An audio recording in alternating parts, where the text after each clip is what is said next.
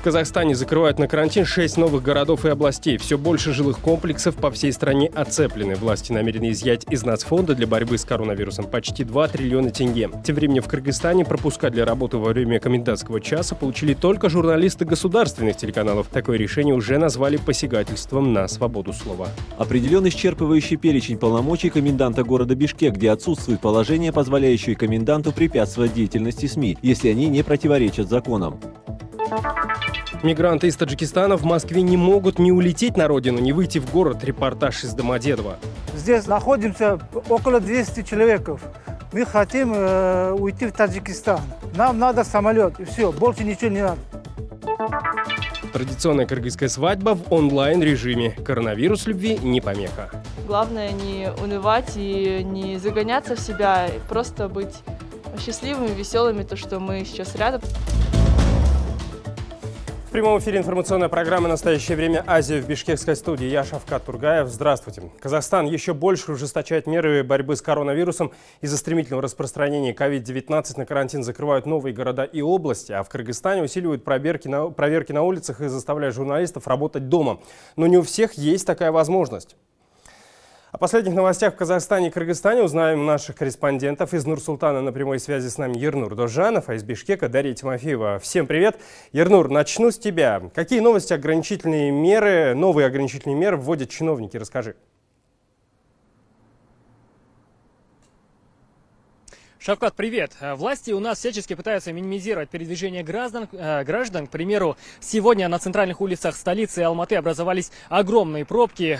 Полицейские останавливали автомобили и интересовались у водителей, куда они едут. Если они ехали не на работу или у них не было других уважительных причин, то их попросту разворачивали обратно. Сегодня все ограничивалось устными предупреждениями, а с завтрашнего дня уже автолюбители будут штрафовать. А что касается пешеходов, то их активно привлекают к административной ответственности уже с той недели.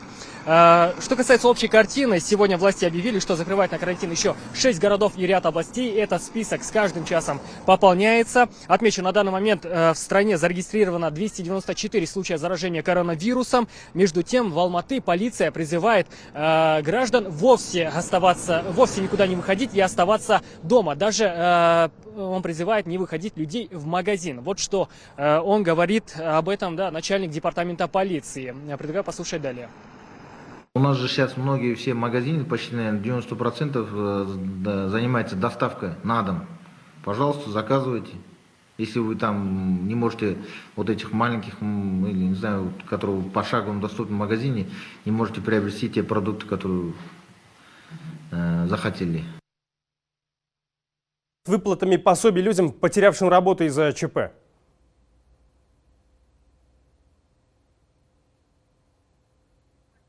Разобрались, как граждане могут получить денежную помощь. Была упрощена процедура выплат. Заявку можно подать в режиме онлайн на сайте Государственного фонда социального страхования. Что касается общих антикризисных мер, напомню, ранее власти заявляли, что выделять на борьбу с последствиями коронавируса и падением цен на нефть около 10 миллиардов долларов. При этом уверяли, что деньги нацфонда не тронут. Оказалось, что соврали.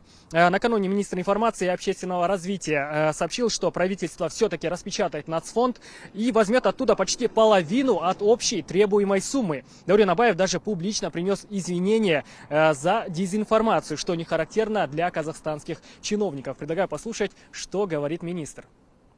Я заявил, что средства национального фонда не будут использованы. Непреднамеренно я ввел вас в заблуждение. Это заявление было некорректным, в связи с чем я прошу свои извинения. Даш, теперь обращаюсь к тебе. Количество зараженных растет. Стали ли люди серьезнее относиться к проблеме в условиях режима ЧП? Расскажи.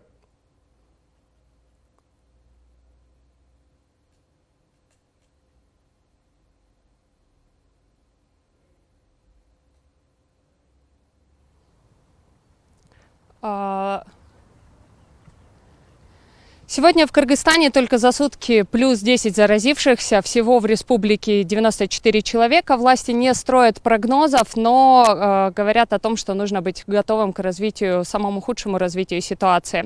Также есть хорошие новости. 3 человека выздоровели и готовят сейчас к выписке из больницы. Что касается самих кыргызстанцев, то они регулярно нарушают комендантский час.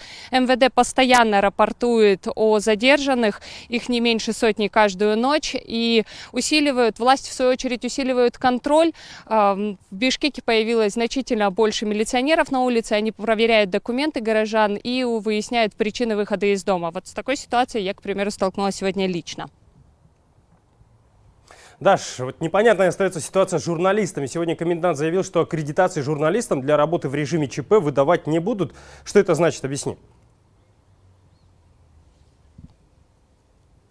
Да, Шавкат, все верно. Заявление было, но объяснить его не могут многие, я в том числе. Журналисты, многие представители журналистского сообщества сейчас ждут уточнений, так как задать дополнительные вопросы они могли, потому что выступление было во время брифинга, онлайн-брифинга, куда журналисты отправляют вопросы заранее. Я предлагаю для начала послушать фрагмент из выступления коменданта Бишкека. Мы проанализировали ситуацию. В целях безопасности и здоровья самих журналистов выдать аккредитации мы не можем.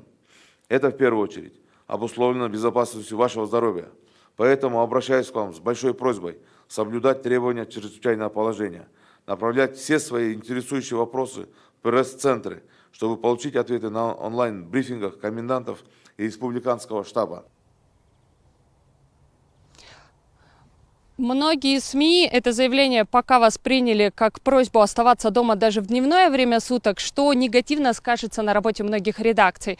В соцсетях это уже назвали попыткой ограничения свободы слова, говорят о том, что идет неравное отношение к журналистам и пишут, что якобы представителям государственных СМИ их эти ограничения не касаются. Заявление сделала и правозащитная организация. Институт Медиаполиси считает, что заявление коменданта оно не отвечает нормам закона.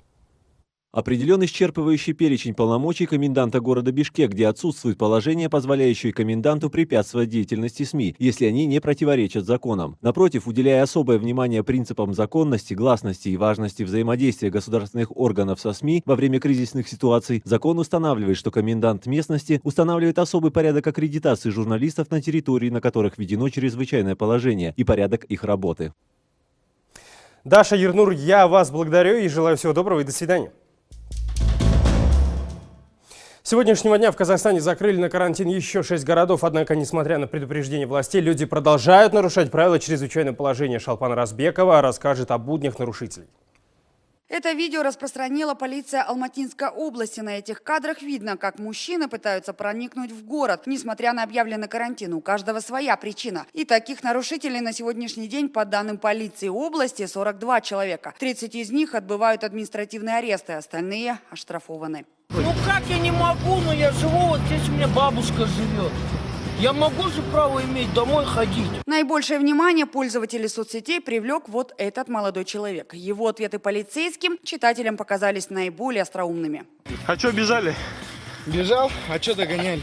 Некоторые юзеры якобы узнали в задержанном сотрудника полиции. Споры на этот счет развернулись в комментариях под опубликованным полицией видео. Зачем вы людей в заблуждение вводите? Это же ваш человек в МВД работает в Алатауском районе. Этот парень живет в Бурундае, и он не работает в госорганах. Насколько я знаю, он там работал в 2019 в марте. Какая разница, постанова или нет? Хотят донести до самых умных. Сидите дома, люди. В самой же полиции этот факт опровергли. Говорят, что парня даже посадили на 5 суток. 27 марта был задержан житель села Буралдай Алматинской области, гражданин Д, 2001 года рождения, который попытался пройти границу через поле. Судом наложено на него взыскание в виде 5 суток административного ареста. Департамент полиции Алматинской области официально опровергает слух о том, что указанное лицо является сотрудником правоохранительных органов. В полиции самого Алматы сообщили, что всего задержали 188 нарушителей карантина в черте города, попавшиеся уже не в первый раз, подвергнуты аресту. Правда, говорят, что чаще всего сотрудники патрульной службы стараются не штрафовать людей на улице, а взывают к их сознательности. Это все те люди, которые нарушили границы города, все пытались в карантинную зону или наоборот от нее там огородами, окольными путями пройти. Внутри города мы сейчас не штрафуем, проводим активно разъяснительную и профилактическую работу. Между тем, власти уже озвучили новую статистику. Только по городу Алматы выявлено 24 очага коронавирусной инфекции. На минувших выходных у беременной женщины, которая с супругом приехала из США, обнаружили COVID-19. Они живут в жилом комплексе на границе Алматы. Жильцы утверждают, что полностью их дома не закрыли, лишь изолировали подъезд, в котором жила приехавшая из-за границы семья. Местные жители сами стараются не выходить из дома. Каждый шаг обсуждается в специальном чате. После того случая, когда женщину закрыли в карантин, в смысле увезли в больницу, во всех чатах домов просили, чтобы никто не выходил. Людей стало совсем мало, особо уже никто так не ходит, сидят как я на балконах. Вот человек тоже вышел подышать свежим воздухом, как и я. Шолпан Уразбекова, Павел Энгельгард. В настоящее время Азия, Казахстан. Вот уже 12 дней около 200 граждан Таджикистана вынуждены ютиться в московском аэропорту Домодедово. Несмотря на наличие билетов, они не могут улететь на родину. Парадокс в том, что в город они выйти тоже не могут. Почему, выяснял Муса Казаков. Когда стало понятно, что из Москвы придется уехать, первые 4 дня эти невезучие пассажиры уральских авиалиний провели в аэропорту Жуковский. Только на 5-й день представители таджикистанской авиакомпании Somon Air пообещали доставить их чартером на родину из Домодедова. Пришлось перемещаться туда. Как говорится, обещать не значит делать. По словам несостоявшихся пассажиров, никто им так и не помог. Вахид Расулов рассказывает, что он и сотоварищи были бы рады вернуть деньги за билеты и покинуть аэропорт, но им банально некуда ехать, документы просрочены. Мигранты опасаются российской полиции и возможных последствий в виде принудительной депортации. Рабочее место жил, в вагонах. Работа закончился, и у меня документы просрочены, патент, регистрация. А сейчас уже, видите, ситуация, здесь в Москве идет карантин. А чтобы восстановить документы, надо минимум 2 недели. И еще надо деньги для него. А я купил на последние деньги билет. Люди не видят выхода и уже пребывают в отчаянии. Им даже негде помыться, а о более или менее комфортных условиях и говорить не приходится. Спят на стульях. На полу запрещает администрация аэропорта. Хоть не выгоняют, и на том спасибо, говорят они. Здесь находимся около 200 человек. Мы хотим уйти в Таджикистан.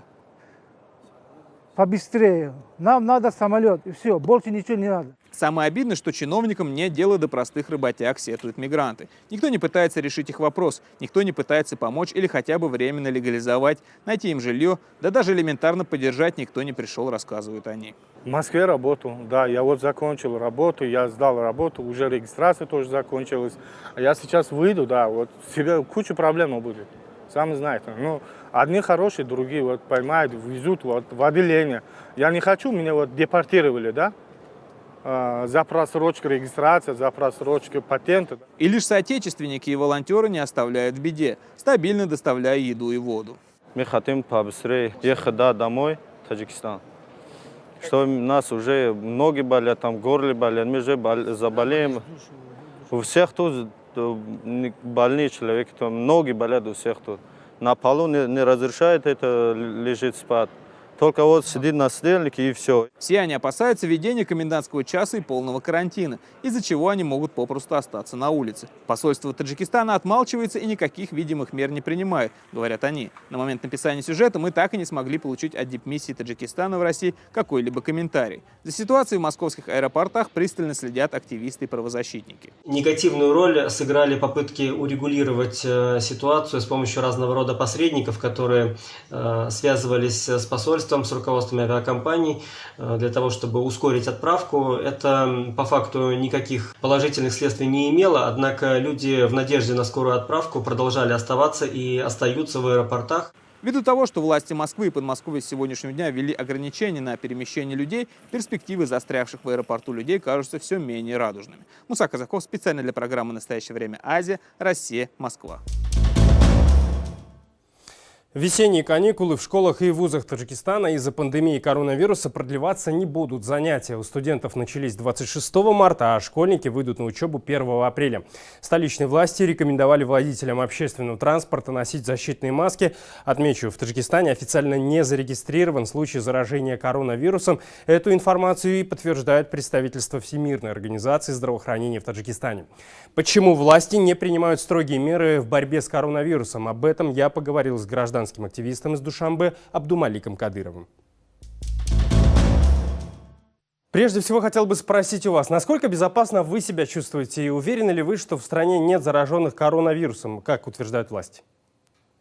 Ну, официально у нас в Таджикистане не зарегистрировано. Что касается, как я себя чувствую нормально, потому что я поддерживаю свой иммунитет. Пью лекарства, пью витамины, колюсь иммуностимулирующими препаратами. Это хорошо. А как вы считаете, почему все-таки власти Таджикистана не торопятся вводить более строгие меры, пусть даже превентивные, вот как, например, Кыргызстан и Казахстан? Ну, прежде всего, это предотвращение паники, для того, чтобы не было паники. Потом, наверное, для того, чтобы объявить карантин, нужно иметь какие-то финансовые возможности для того, чтобы поддержать экономику, бизнес в случае вот такой пандемии. Ну и вопрос налогов, потому что все-таки, когда объявляется карантин, по всему миру все правительства, они предпринимают какие-то налоговые льготы для бизнеса, для того, чтобы в период пандемии они могли чувствовать себя более-менее защищенными.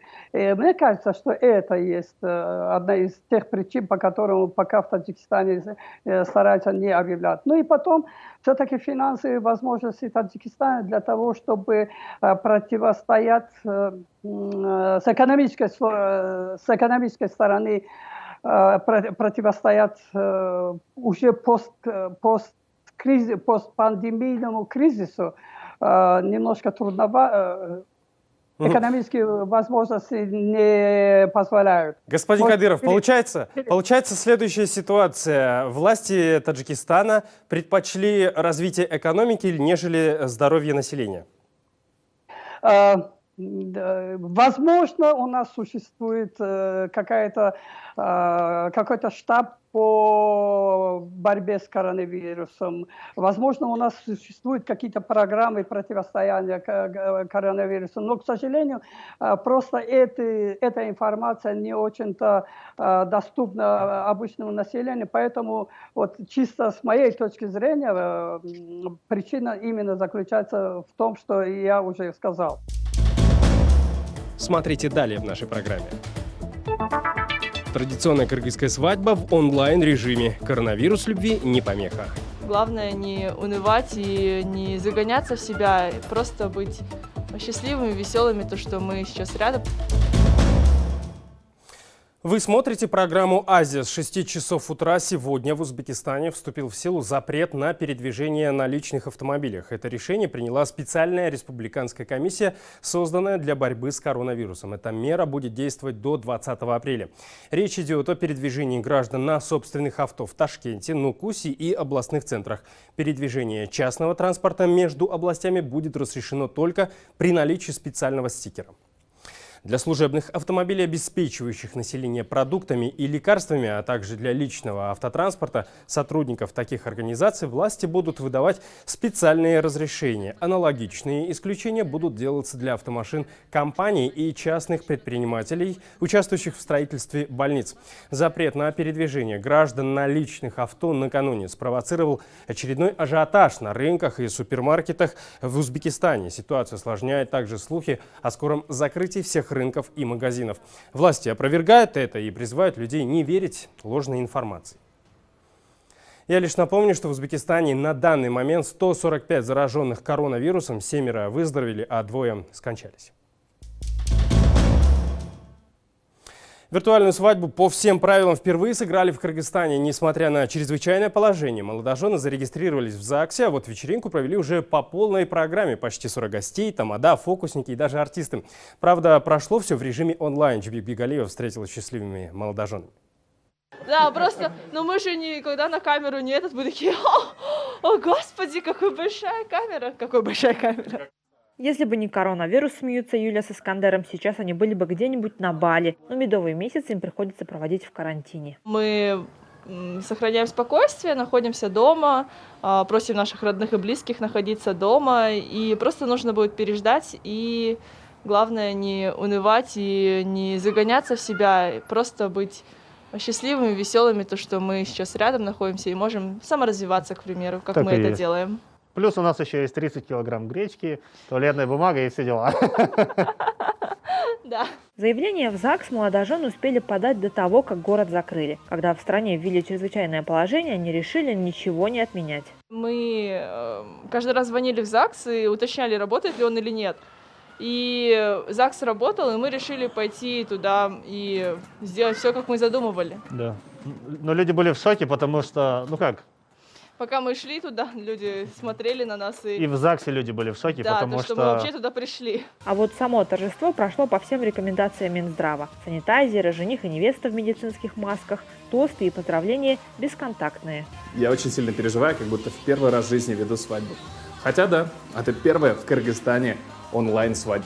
Кроме настоящего тамады, гостей развлекали фокусники и артисты. На первую онлайн-свадьбу в Кыргызстане пригласили почти 40 гостей. Видео необычной вечеринки разлетелось по всем соцсетям. Мы очень сильно переживали по этому поводу. Мало ли, вдруг люди поймут нас не совсем правильно. Тем более, слава об интернет-войсках Кыргызстана гремит по всему миру. Малахов не даст соврать. Но, что самое интересное, мы получаем только положительный фидбэк. Искандер и Юля сейчас больше других ждут, когда жизнь снова станет нормальной. Потому что тогда можно будет по-настоящему разделить свое счастье с другими и наконец-то поехать к родителям уже в новом статусе мужа и жены. Джубек Бигалиева, Азат Антымаков. Настоящее время Азия. Бишкек, Кыргызстан. А уроженец Таджикистана Шохрух Юнусов уже 3 года учится в Миланской консерватории. Он оперный певец. Из-за вспышки коронавируса он, как и многие жители Италии, оказался заперт в карантине в собственной квартире. Выходить из нее ему разрешено только в магазин и в аптеку. Чтобы порадовать соседей и не терять навыки, он решил петь на балконе оперные арии, известные песни. Об этом он сам рассказал нам. Смотрим.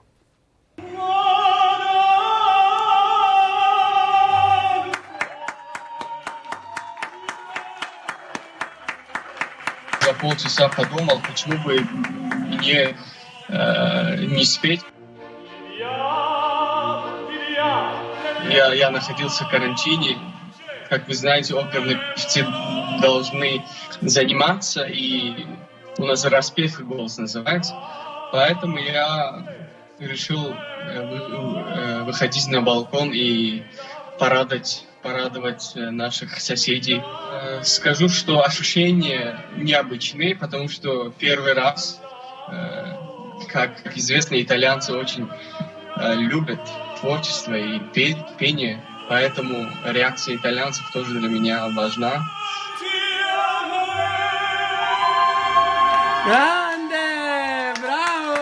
У меня планируется дебют в большом опере, в опере «Богема» этой осенью, поэтому готовлюсь к этому роли. Я, конечно, хочу обратиться к своим соотечественникам, быть в первую очередь ответственными к своей жизни в первую очередь и жизни близким, родным. Поэтому меры, которые наши государства предпринимают, хочу сказать, что надо с большой ответственностью относиться к этому.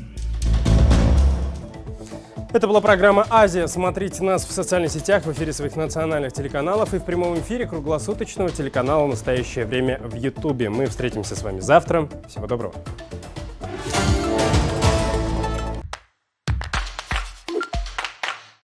Отец заявил, что они с женой переходят на сторону США. У меня был выбор. Я могла выбрать их, или же поехать в советское посольство, отречься от отца и всего, что он задумал. Я не знала, увижу ли свою дочь еще хоть раз. Я планировал эту перебежку очень давно. Мой отец играл огромную роль в том, что произошло со мной.